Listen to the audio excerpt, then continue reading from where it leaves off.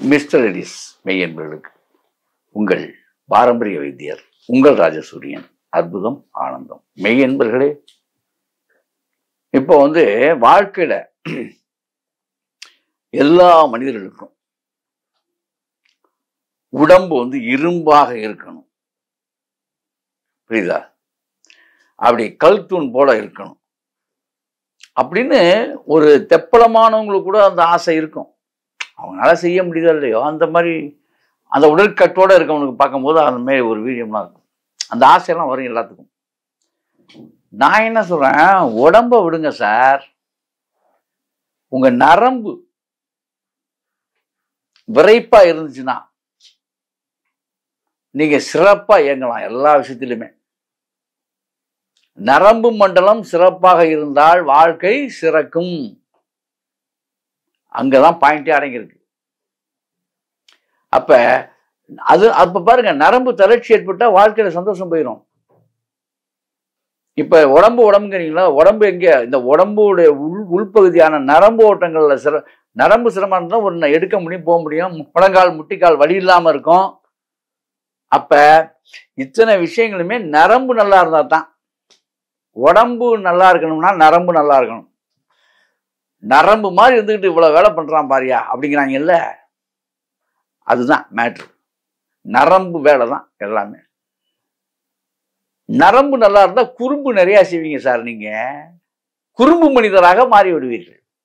அப்ப இரும்பு மனிதன் சிறப்பா குறும்பு மனிதன் சிறப்பானா குறும்பு மனிதன் சிறப்பு. ஏன்னா வாழ்க்கையில அப்பதான் மகிழ்ச்சி அரும்பும். அப்ப குறும்பு என்ன சார் சொல்றீங்க? குறும்பு செய்யலாமா சார்? குறும்பு செய்யணுங்க. நரம்பு சிறப்பாக இருந்தால் குறும்பு செய்ய வேண்டும். குறும்புனா என்ன? எப்பொழுதுமே எந்த காலகட்டத்திலும் மகிழ்ச்சியாக பேசுவது, மகிழ்ச்சியாக நடந்து கொள்வது, கேலியும் கிண்டலுமாக சிறந்தோங்கி இருப்பது, இந்த மாதிரி எல்லாம் வாழ்க்கை தரத்தை நம்ம அமைச்சுட்டா பிரஷருங்கிறத ஒன்னே உள்ளே வராத. உங்களுக்கு குறும்பு இல்லாத மனுஷனை பார்த்துட்டீங்கன்னா ரொம்ப பேர் பாருங்க, அப்படி என்னமோ அவன் ஒரு 50 கோடி ரூபாயை இது பண்ண மாதிரி அப்படி இருப்பான். அப்புறம் பேச்ச போன் பண்ண, போன் எடுக்கல, நீ ஏன் போன் எடுக்கல இப்படி கேட்பான். இல்லைங்க போன் பண்ணேன், ஏங்க போன் எடுக்கல இப்படி கேட்க மாட்டான். அந்த கம்பீரம், அதுல ஒரு கம்பீரம், அந்த கம்பீரம் வரட்டுத்தனமான ஒரு கௌரவம். அரட்டுத்தனம் ரெண்டுமே அதுல இருக்கும். இவங்களுக்கு தான் ஹார்ட் அட்டாக் திடீர்னு வரும். ஏன்னா சிரிக்கவே மாட்டான். இது தேவையில்லைங்கிற. எதுக்கு உனக்கு பிரச்சனை? உனக்கு என்ன பிரச்சனை இருக்கு? இப்ப எதுவுமே உன்னால மாத்த முடியாது. இங்க இந்த வேர்ல்டு முழுக்க எதையுமே யாரும் எப்பொழுதும் மாற்ற முடியாது. விதிக்கப்பட்டது நடக்கும்.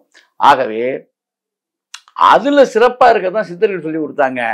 நீங்க எப்பொழுதுமே நரம்பு இருகலாக இல்லாமல், குறுகலாக இல்லாமல், சுருங்கலாக இல்லாமல் சுகமாக இருந்துச்சுன்னா உங்கள் வாழ்க்கை நலமாக இருக்குன்னு சொன்னாங்க. அதுக்குத்தான் இப்ப சொல்ல வரும். இந்த நரம்பு சிறப்பா இருந்தா போதும். அப்ப நரம்பு சிறக்கிறதுக்கு என்ன செய்யணும் சார்? அற்புதமான ஒரு உணவை சொல்றேன். உணவு தான் சார், பெரிய மருந்துனே சொல்ல முடியாது சார். ஒரே ஒரு விஷயம் மட்டும் கொஞ்சம் நீங்க அது கூட நாட்டு மருந்துகளை கிடைக்குது, வாங்கிக்கலாம். ஒன்றும் பெரிய விஷயம் கிடையாது. ஆனா இது சாப்பிடும்போது மாமிச உணவுகளை தவிர்க்கணும். ஏன் சொல்றேன் தெரியுமா? அதாவது உங்களுடைய பதிவுகள், உடலில் உள்ள பதிவுகள் மாறும்போது விஷம் அங்க கெமிக்கல் ஆக்டிவ்ல கெமிக்கல் ஆக்டிவோடைய ரியாக்ஷன் என்னவோ அதே ஆக்ஷனை இந்த மாமிச உணவுகள் நம்ம உடம்பு கொடுத்துருது. அதனால ஏஜ் ஆகும்போது சில தடுமாறு. நீங்க நினைச்சிட்டு இருக்கீங்க ஏதோ சத்து பெருசா வரணும், கிடையாது. பொத்து நீங்க கீழே விழுந்துருவீங்க. இதுதான் நடக்கும். ஏன்னா முட்டி வலி, முழங்கால் வலி, இத்தனைக்கும் மாமிசம் சாப்பிட்றவங்களுக்கு தான் இது வருது. ஏன் வருது? சத்தான உணவு நீங்க சாப்பிட்றீங்களா? உங்க பேச்சு இப்படி ஏன் வருது? ஆக இதெல்லாம் புரிஞ்சுக்குங்க. அதனால நான் சொல்ற உணவுகளை கடைப்பிடிங்க. இப்ப சொல்றேன் கேட்டுங்க. இந்த நரம்பு மண்டலம் சிறப்பா இருக்கணும் இல்லையா? அப்ப ஆண்மைத்துவமும் சிறப்பா இருக்கும், பெண்மைத்துவமும் சிறப்பா இருக்கும், உடலும் உறுதி பெறும். சரி, என்ன சார் பண்ணலாம்?